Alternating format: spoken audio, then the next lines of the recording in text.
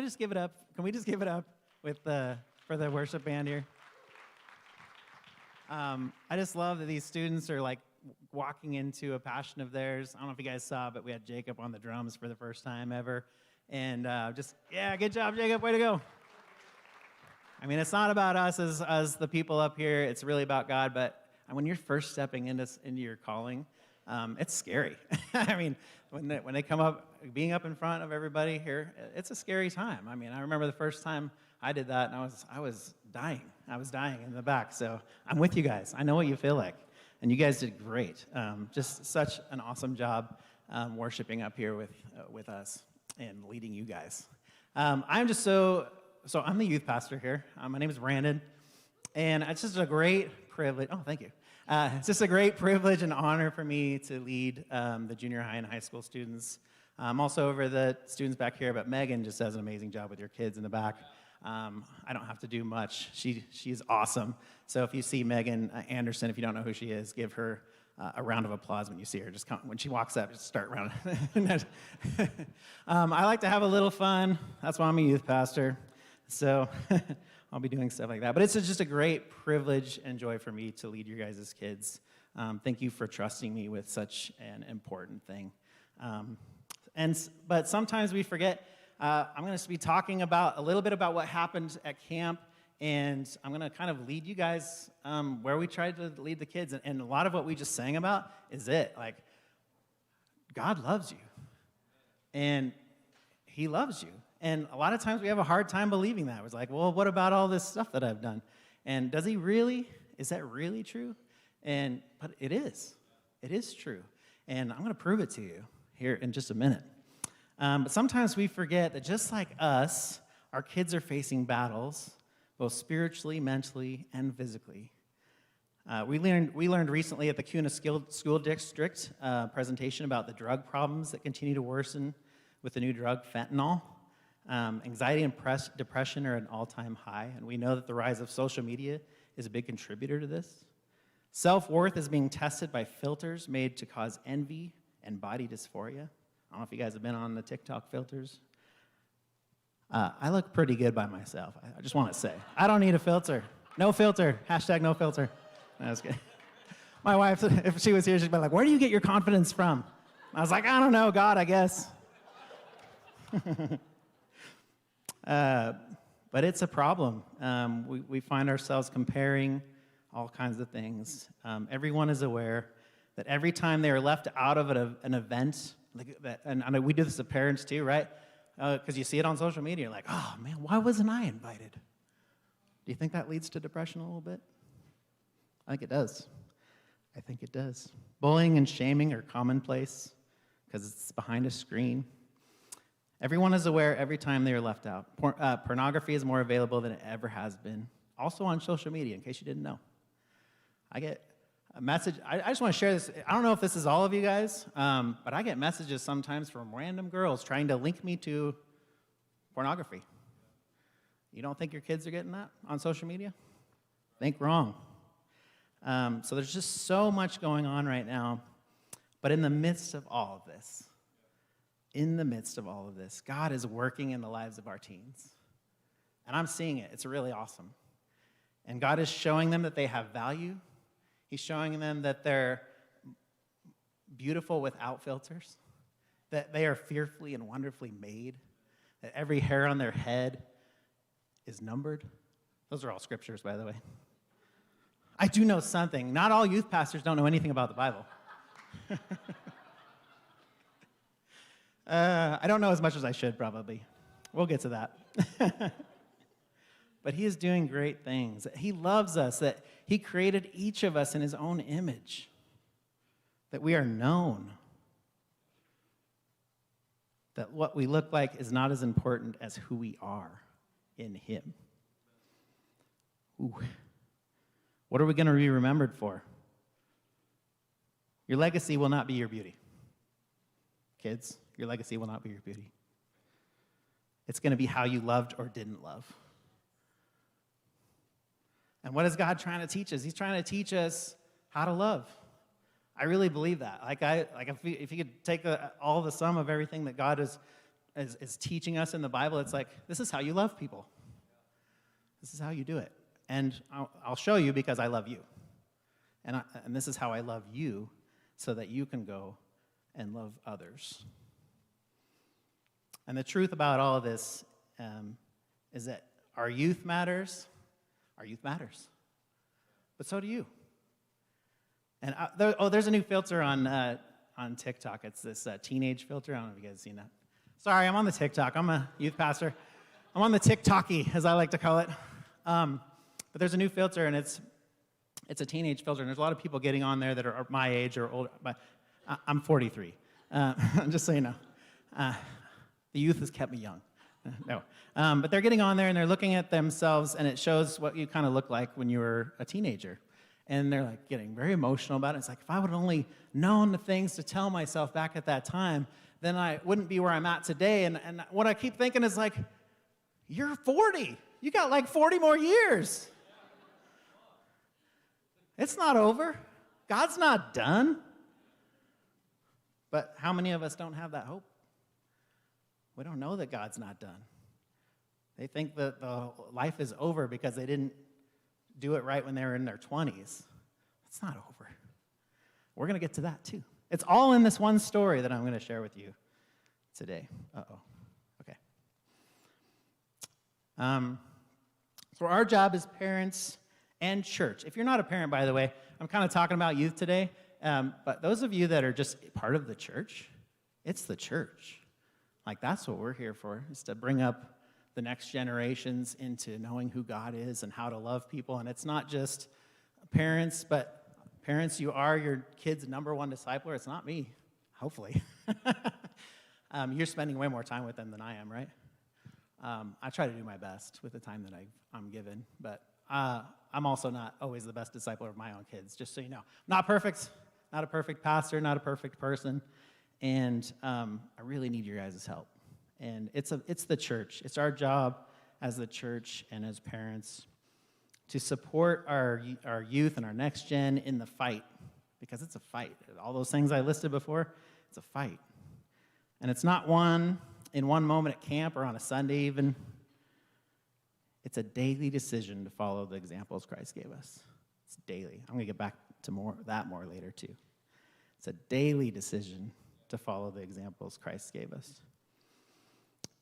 But raising our teens in faith, hope, and love, that was our camp theme, was faith, hope, and love. It was really awesome. I have amazing leaders who helped teach it. It wasn't just me. And actually, Brian came up gave one of the messages. And we just leaned into what it means to have faith, that God can do the things he says he can do, what it means to have hope in him for the future, that Jeremiah verse that I've come to give you a hope and a future. And man, what a thing to lean on when you're in your teens or 40s.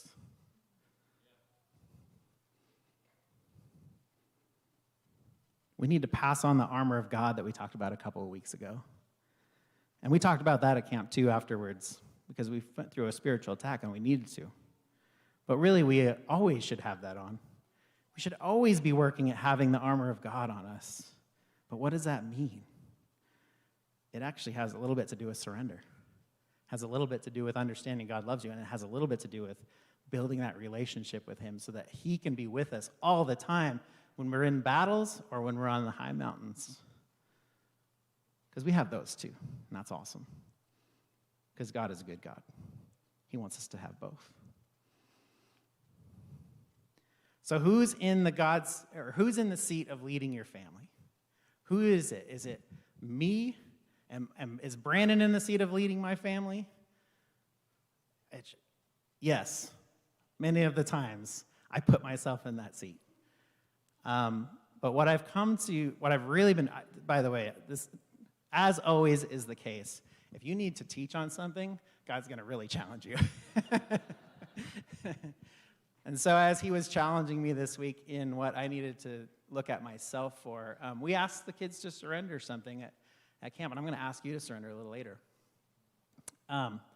And there's some of us, when we've been in the church for a long time, like I have, we start going, well, I don't really have anything to surrender anymore. I'm good. I know this God stuff. But the problem is there's a difference between knowing it and the action of living it. And sometimes it's really easy to slip into that, well, I know it, but I'm not actually living it. And I see that in my own life with I don't know if my kids are in here. I think they're in the back. Yes. No. Nope, he is in there. Sorry, don't look at him. Don't look at him. He doesn't like that. Shouldn't have done that. No, it's good.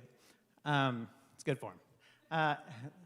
But I have to constantly be checking myself with like, man, did I overdo that when I had that conversation with my kids the other day? Was I acting godly in that? And there's too many times where I have not been acting godly in my parenting. Admitting that to you. And the other one. And the other two, sorry, they're both back there. But it's hard, right? But what's awesome is God has grace for that too. And you're doing a good job if you're showing up. So for those of you that are here and you brought your kids and you're there being the parent, yes, you're doing a good job. And so I appreciate you. But sometimes we need to be challenging ourselves too. And so that was my week. And I'm just going to share a little something, because the first thing I think we have to do before we can lead our kids or lead anybody else is we have to understand who God is to us and that we are loved too. Because some of us as parents, we don't feel loved. Is anybody? Sometimes? Been there. I don't feel that anymore. I really feel like I understand that God loves me now. And it's awesome to really sit in that, because guess what? There's massive freedom in that. Massive freedom in knowing that you are loved by God. So I'm just going to share the same story I shared up at camp, which is the prodigal son story. I'm going to kind of jump back. There's two before that. I'm not going to go through them completely. But Jesus was trying to make a point, and this is Jesus speaking, which I always love, because sometimes, when the apostles said it, I don't know. I know they were informed by Jesus, and it's all the word of God, but like when Jesus was saying it, I'm listening. Because he's saying something here, and he's telling them, no, you are loved by God. You are loved. And he starts with the parable of the woman who loses a coin. Now, the coin, from the other teachings I've heard on this, was probably worth like a day's wage. So if you lost your entire day's wage, you'd probably look for it, right? You'd go looking pretty hard for it in your house. Or if you lost your phone, maybe that's a better one. If you lost your phone, how hard are you going to look for that thing? Pretty hard, right? You're going to be looking all over. Kids, you lose your devices, you're going to look for that thing. And when you find it, you're going to be like, yeah, woo, I don't have to go buy a new phone or something. Whatever it is. And he says, when she finds that coin, she's going to celebrate and tell her friends, like, look, I found the coin that I lost. That's what you mean to God when you are lost from him. And then he follows it up with another one, and he says, and this is what the Reckless Love song is based on. If you suppose that a shepherd has 99 or 100 sheep, and he loses one, is he going to leave the 99 to go find the one that the 99 are together? They're with each other. That's the church, right? We're all together here. But the one that's lost, he's going to go for that one too, because he wants to get him back. Why? Because it has value. You have value to God. He's making a point here that we have value. And then he does a third time. So do you think if he says something like 3 different ways so that they can understand that maybe it's important? Yeah, I think so too. So I'm going to read this one out for you guys. Jesus continued. It was Jesus. There was a man who had 2 sons. The younger one said to his father, "Father, give me my share of the estate." So he divided his property between them. Not long after that, the younger son got together all that he had and set off for a distant country. And there he squandered his wealth in wild living. That's the way I say it for the kids. Wild living. I'm going to go squander it all in wild living. So say you were supposed to inherit like something really awesome from your parents. I don't know. I don't know if I have that. Mom, I'm sorry. But you were going to get loaded, and you just went to your parents and you're like, sorry, I'm not willing to wait until you pass. Can you just give it to me now? That's basically what he was doing, right? He's like, I want my inheritance now. Man, that's a slap in the face, huh? Eesh. Ouch. And then he goes and he wastes it because he doesn't know how to handle it. He spends it all on wild living, maybe with some friends, I imagine. I've heard it said that way. It's not in the verse, but I really like that idea that he probably went away with some friends and was like, hey guys, I got all my inheritance, let's go party. And then they went and partied, and then he ran out of money, and then his friends kind of deserted him because, right, those kind of friends probably aren't sticking with you when you don't have the money anymore. And so all of a sudden, he finds himself with nothing. So after he had spent everything, there was a severe famine in the whole country, and he began to be in need. So he went and hired himself out to a citizen of that country who sent him to his field to feed pigs. That's a good job. I actually raised pigs 4-H. I don't think it's that bad. There, you learned a little bit about my history just now. He longed to fill his stomach with the pods that the pigs were eating, but no one gave him anything. That's pretty low, right? I'm willing to eat out of that slop bin over there because I'm really, really hungry. And this is I'm kind of in a bad spot right now. So when he came to his senses, he said, how many of my father's hired servants have food to spare? They're blessed. And here I am, starving to death. I will set out and go back to my father and say to him, and I really like this part because what he says here isn't like, I'm going to go back and demand things from my father because I'm still his son and he needs to take care of me. He knew that he had basically told him he didn't care if he died or not, he just wanted his inheritance, right?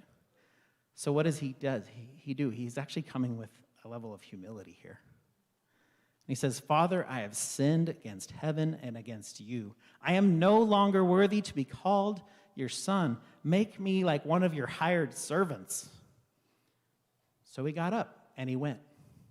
So he went back to his father just with this idea that's like, you don't have to call me your son anymore. Can I just be with your servant so that I can maybe get some of the scraps and not be eating from the pigs and have a little better life than I have out here where I've kind of destroyed everything for myself? So he got up and he went to the father. But while he was still a long ways off, his father saw him and was filled with compassion for him. So why did he see him when he was still a long ways off? What did that mean? Why does Jesus say that? Maybe he was waiting for him? Maybe he's like, man, I just can't wait for the day when he returns. Yeah. I think that's what he's saying. So while he was still a long ways off, his father saw him and was filled with compassion for him. Now, he had just told him that he wanted him to die and so he could take all his inheritance. Then he went and wasted it all. He's filled with compassion for him? How would we do that? What if we gave our son or daughter all of their inheritance now and then they went and spent it all? And are we going to do that good? I'm not sure. I hope so. If we're living like Jesus. Sorry.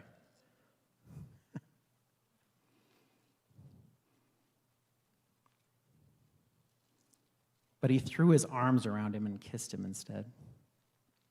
And the son still said what he had planned. I was like, I had this thing planned. I'm going to say it anyway. Father, I have sinned against heaven and against you. I'm no longer worthy to be called your son.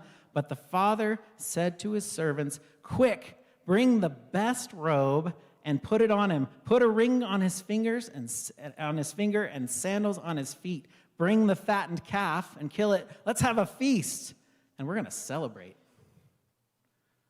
We're going to celebrate. For this son of mine was dead and is alive again. He was lost and is found. I love that verse because, right, you guys know what song that's from? Amazing Grace. That's one of my favorite songs. I was lost, but now I'm found. We are a little lost outside of God. I didn't even know it. I didn't even realize how lost I was. Because I didn't have I wasn't like rock bottom story. Like many people come to God through rock bottom situations. And I was like, well, I don't know, my life's pretty good.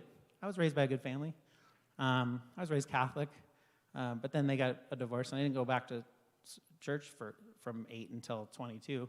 But they still had the values there, I think. And so I had a good upbringing. I didn't get massively into addiction. So when I first came to God, I was like, well, I don't know. Is there really a testimony there? Do I even have a testimony? But then God's like, yeah, you're still messing up. You're not perfect. You're not that good. I was like, oh yeah, that's right. I got that thing. Oh yeah, I've been through this. Oh yeah, I don't always tell the truth. Oh yeah. I'll be quiet now. Thanks for pointing that out, God. But it's so awesome to see the way he responds to his son. So meanwhile, I do want to put in the older son here, because I like that he adds this in that there's two sons, because I kind of feel like I was probably the older son, because I kind of grew up in the church a little bit, and then so I'm going to just read it here.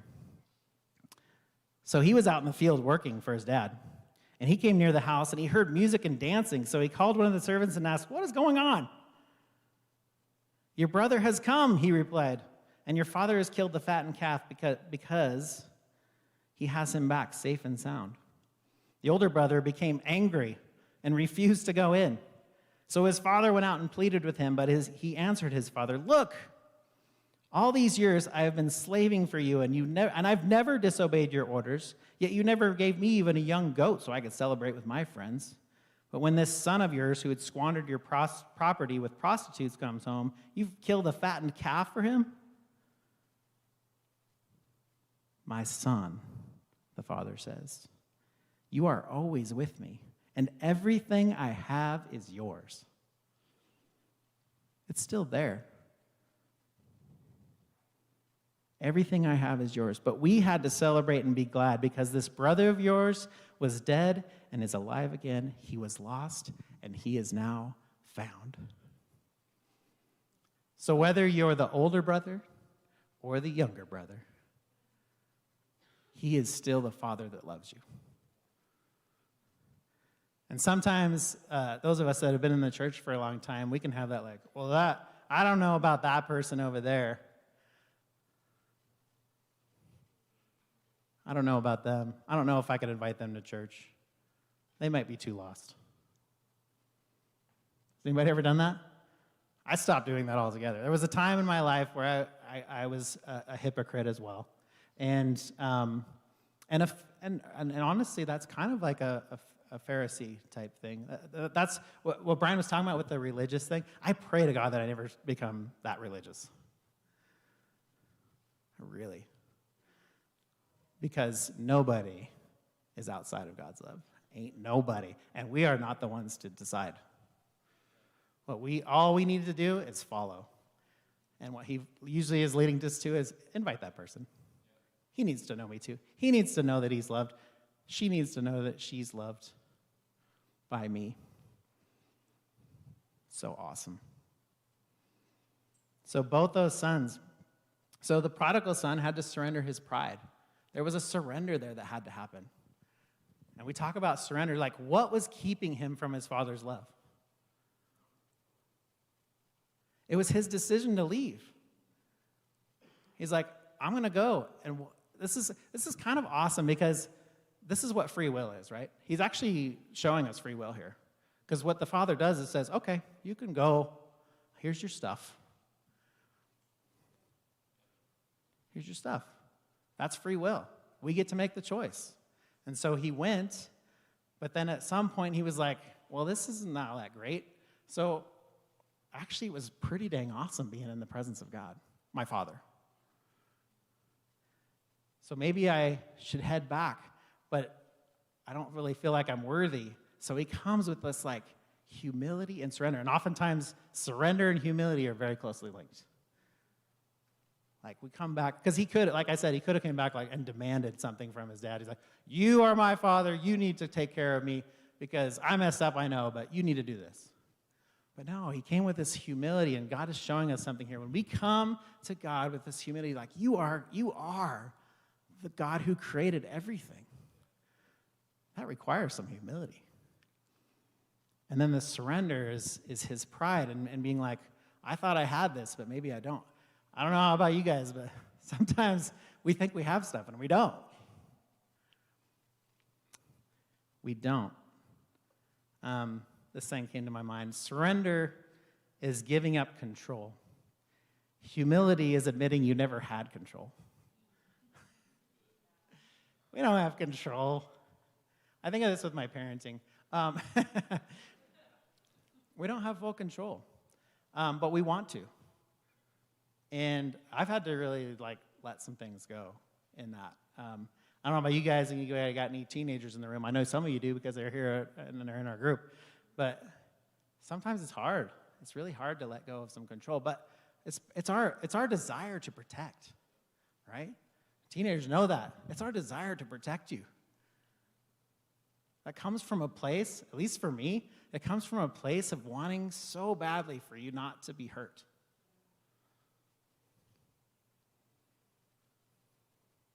But sometimes we have to, when we try to over-control, what does that do? That pushes them away. Shoot. And then they don't know. It has to be like this balance, right? We give them the information, but at some point they're old enough to start making decisions, and we have to let them. Still not going to let you have social media. Sorry, bro. Some things we can keep control over.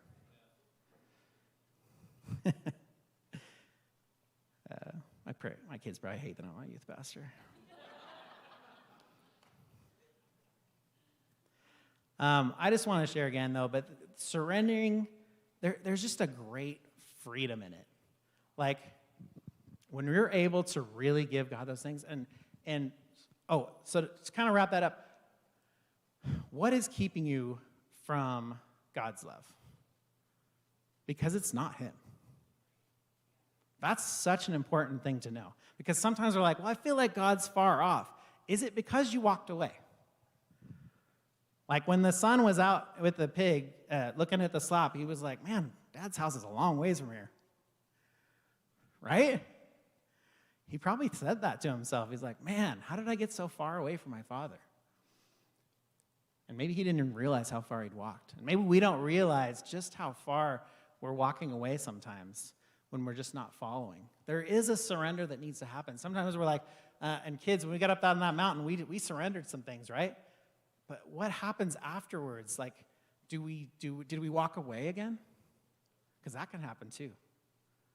How many times are we like, yes, God, thank you for taking care of me again. And then we're like, but there's this thing over here. It's shiny. It's really shiny. I'm just going to go over here for a minute. I'll be back. Right? It takes like this daily thing of surrender.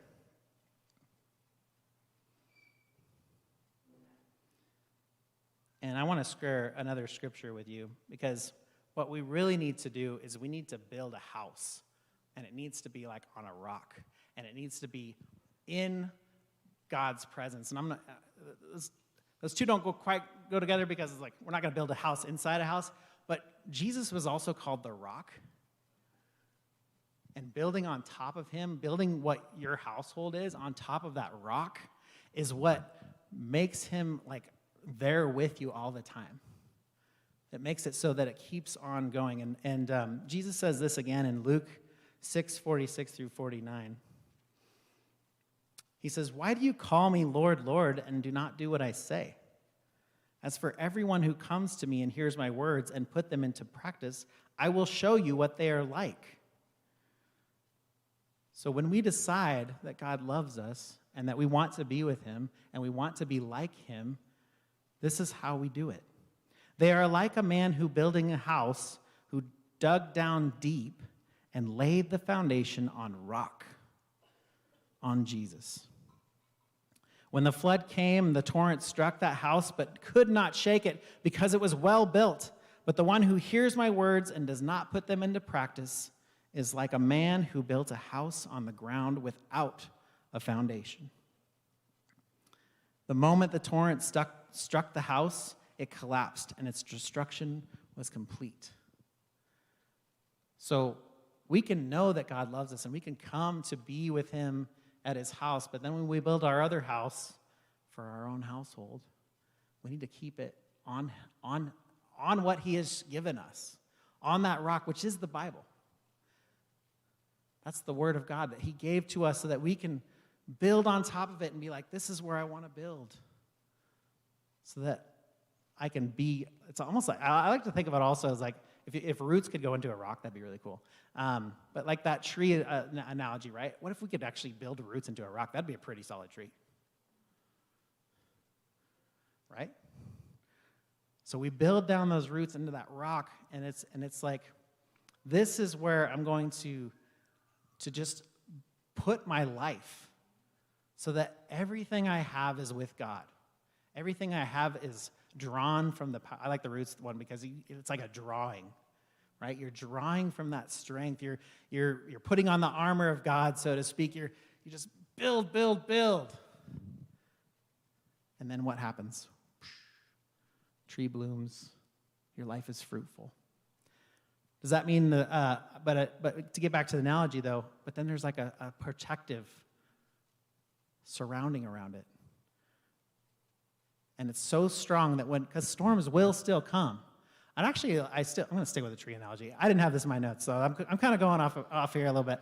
Have you ever seen like a tree that's so rooted like in like a massive windstorm, where they're just like shh, and then like the storm's over and they go boop, just right back up, because they're so strong, they're so dug in. And redwoods are particularly strong because they interweave with each other, which that could be a church reference. Hey, there you go. That's the church, right? Then they're really strong because there's one that's like the biggest organism in the world or something. It's a bunch of trees that all the roots go together. And they're just like massively strong and connected because all the roots are connected, and so you like can't take them down. Awesome. That's what we're supposed to be. That's what the church is supposed to be. And it's really cool.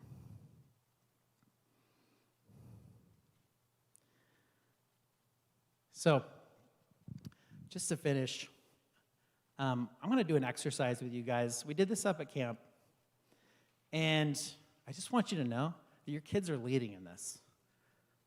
They were willing to go up in front of their peers and say, I need to surrender something.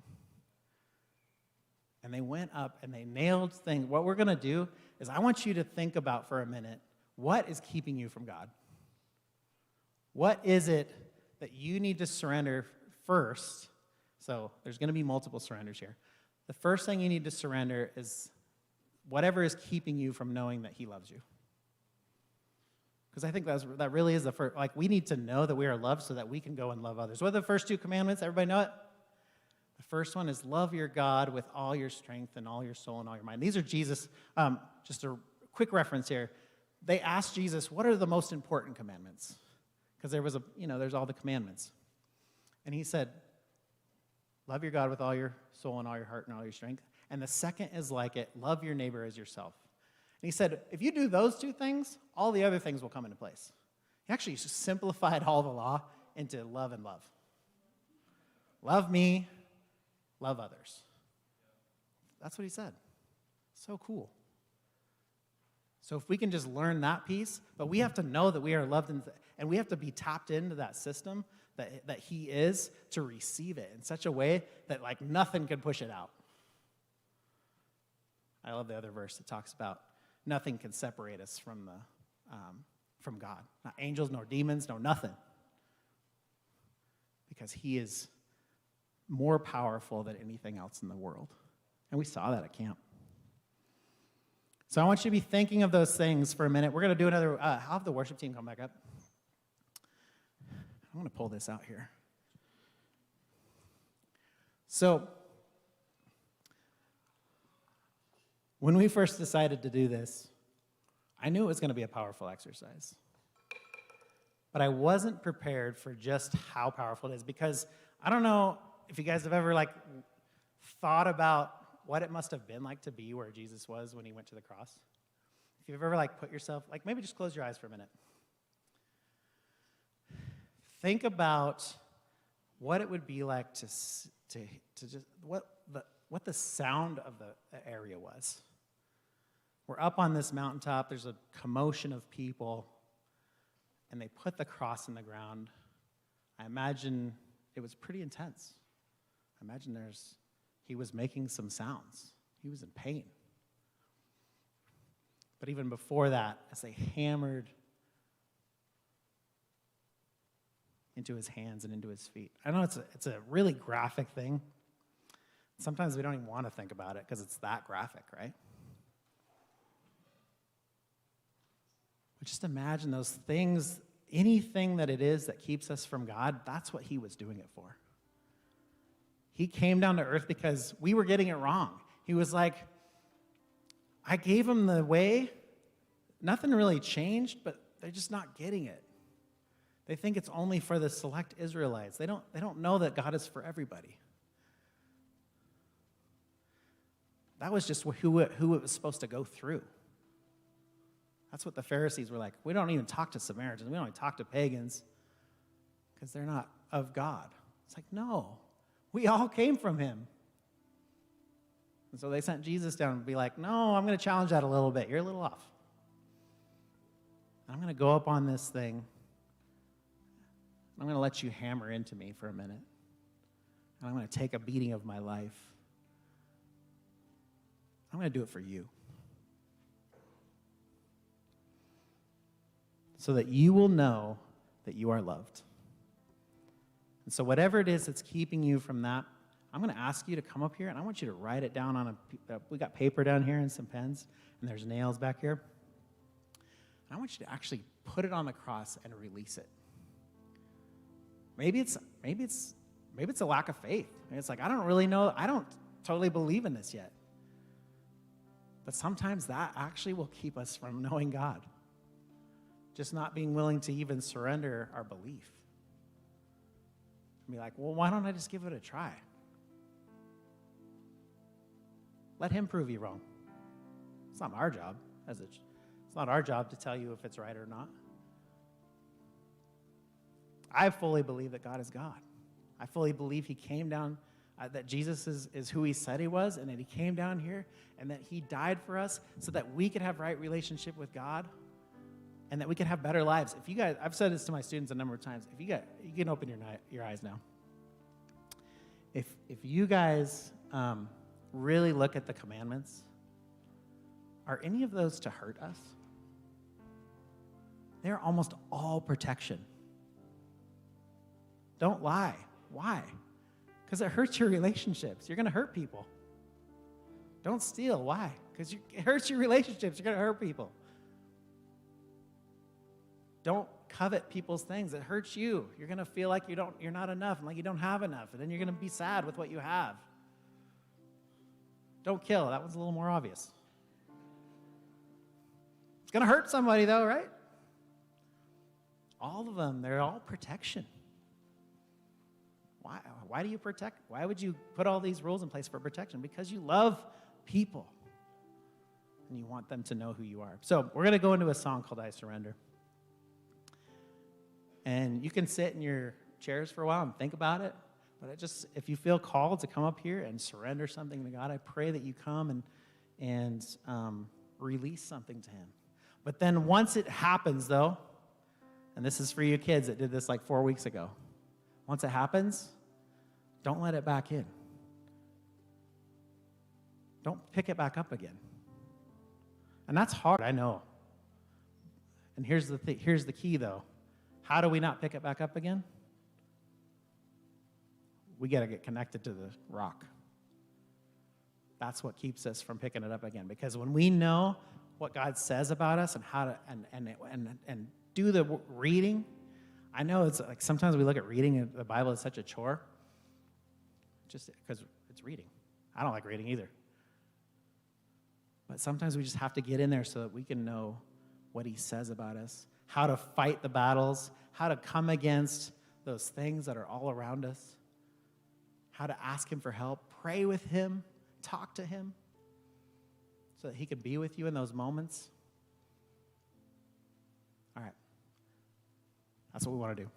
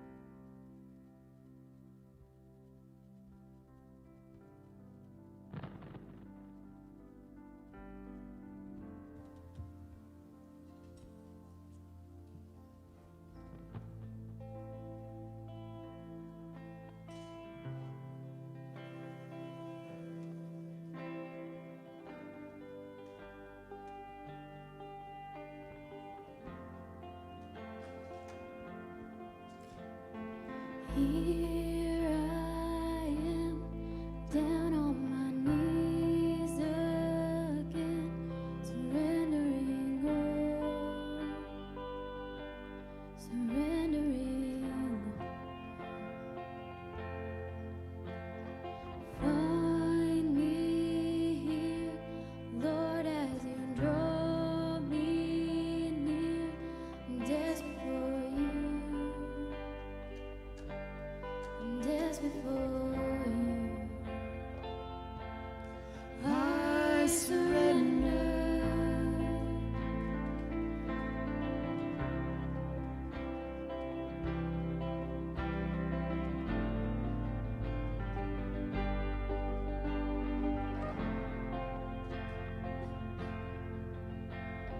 Drench my soul, His mercy and grace unfold. I hunger and thirst. I hunger and thirst. Arms stretched wide, I know you hear my cry. Speak to me now. Speak to me now. I surrender. I surrender. I want to know you more. I want to know you more. I surrender. I surrender.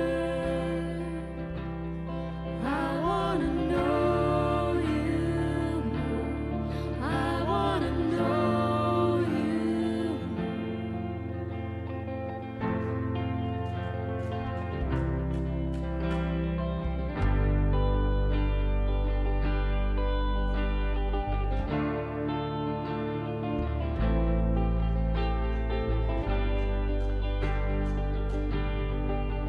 Like a rushing wind, Jesus, breathe within. Lord, have your way. Lord, have your way in me. Like a mighty storm, stir within my soul. Lord, have your way. Lord, have your way in me.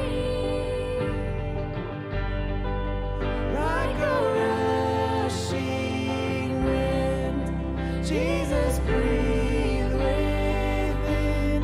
Lord, have your way. Lord, have your way in me. Like a mighty storm, stir within my soul. Lord, have your way. Lord, have your way in me.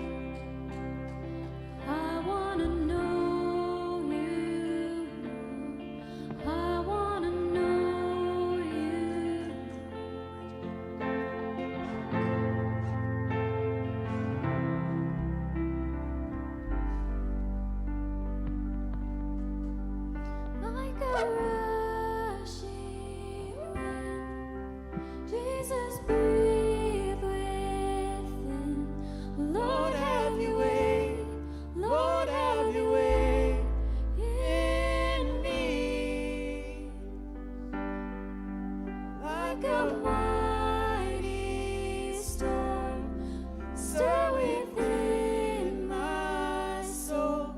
Lord, have your way. Lord, have your way in me. Just close your eyes as we sing this chorus one more time. Do the chorus again.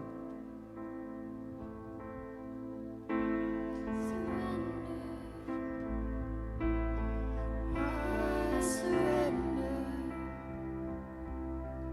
I want to know you. I want to know you. I surrender. I surrender. I want to know you. I want to know you. Wow.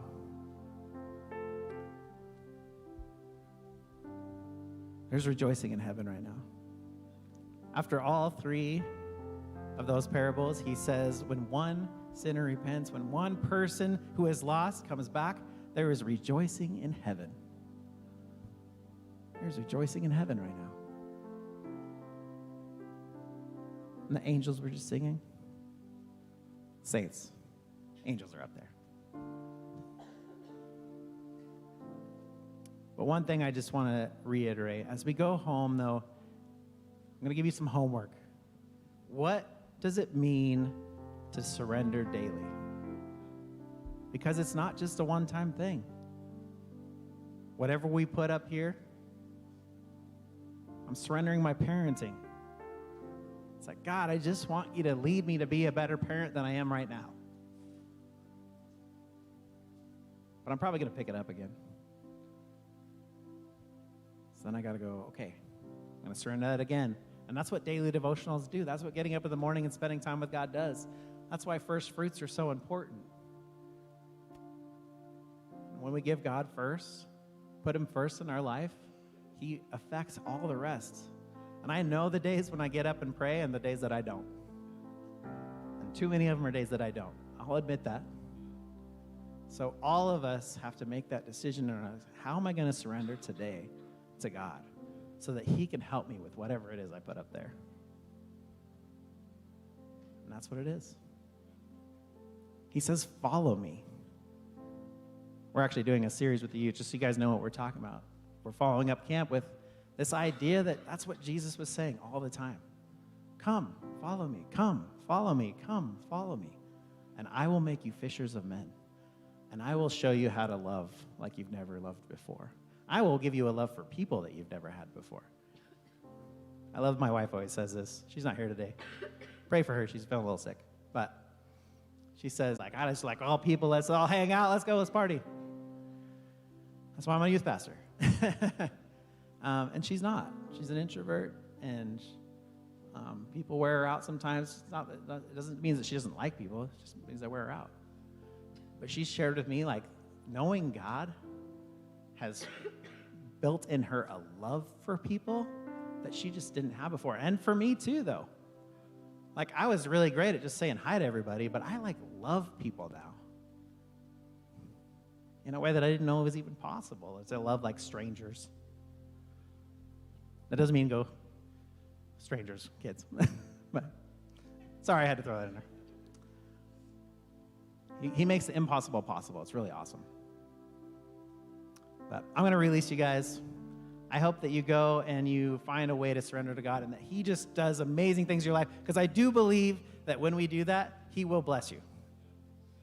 Because I feel more blessed than I've ever blessed. And it's not like I'm super rich or anything. I'm not.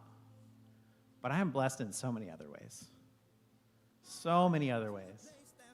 Being with your kids is a blessing to me. Have a great day. We love you.